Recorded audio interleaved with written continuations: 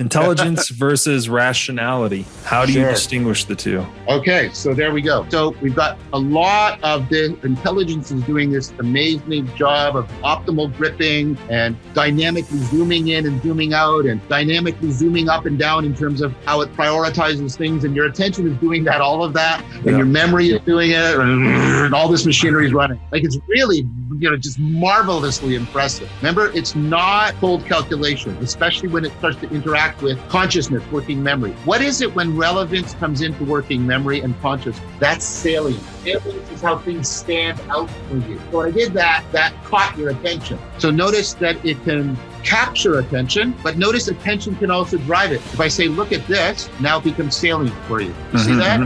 So see how attention is moving like this? So salience is how relevance realization comes into working memory, comes into consciousness, comes into your online interaction with the world. Here's the problem. That very process that is helping you be so adaptive is also making you prone to self-deception. Let me give you an example, a concrete example. Playing chess. What's the search space for chess? How many possible ways can a game of chess go? Well, it's given by the formula F to the D. The number of moves you can make at any time and the depth, the number of moves you can make, the number of steps you go through. So it's on average, you can make 30 moves per turn, and on average, there's 60 turns per move. So that's 30 to the power of 60, which is 5 times 10 to the 88th power, which is greater than the number of particles in the universe. So you know what you don't do, even the best chess machines, you don't check all the options. So you have heuristics and you have ways of trying to shrink that space. So one of the things you can do is shrink the space by making salient or finding salient the certain aspects of the chessboard. So a heuristic that people use for playing chess is to concentrate their attention on the center board. They bias their attention because they can't search all the possibilities, and they're correctly thinking,